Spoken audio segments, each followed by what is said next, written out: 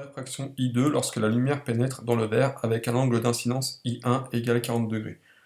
On va s'intéresser uniquement à ce qu'il se passe au niveau de la surface R vert en indiquant les grandeurs qui vont nous aider à résoudre le problème. Alors, je rappelle ici, on a une surface de séparation qui sépare l'air du verre. L'air va constituer le milieu 1, caractérisé par un indice de réfraction N1 égale 1, et le verre va constituer le milieu 2, caractérisé par un indice de réfraction N2 égale à 1,47. I, c'est le point d'incidence, c'est-à-dire le point d'intersection entre le rayon incident et la surface de séparation. En I, on trace la normale, qui est la droite perpendiculaire à la surface de séparation. La normale nous permet de repérer l'angle d'incidence. Et j'ai représenté ici l'angle I2, qui est l'angle de réfraction. Comment représenter I2, puisque nous n'avons pas encore de valeur? En fait, je pars du principe que si N1 est plus petit que N2, alors, quelles que soient les valeurs de I1 et de I2, d'après la loi de Descartes, je sais que j'aurai toujours I2 qui est plus petit que I1. Alors, pour m'assurer que I2 ici est bien plus petit que I1, j'ai tracé en pointillé le prolongement du rayon incident, qui serait aussi ce qu'il se passerait si il n'y avait pas de verre. S'il n'y avait pas de verre, le rayon continuerait son chemin en ligne droite. Or, du fait qu'il y a un changement de milieu, il y a le phénomène de réfraction qui se traduit par une déviation. Donc ici, j'ai mon angle I1, et là je vois très bien que mon angle I2 est bien plus petit. En ce point-là, c'est la seule chose que je peux tracer correctement.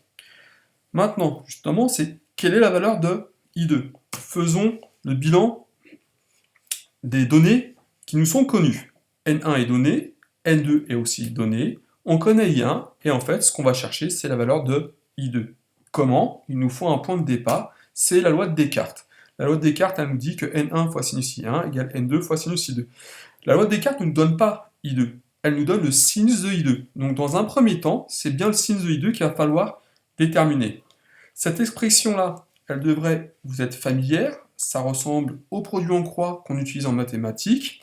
Il faut simplement identifier qui est qui. En fait, N1 c'est A, sinus I1 c'est B, N2 c'est C, et sinus I2 c'est D. Et ce qu'on va chercher, c'est à exprimer ici sinus I2, sinus de I2, c'est-à-dire petit d.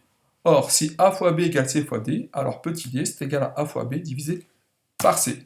C'est ce que je viens d'écrire à la ligne suivante. On va passer de l'expression littérale à l'expression numérique en remplaçant les grandeurs par leurs valeurs. Voilà. Je vous laisse faire pause pour faire le calcul.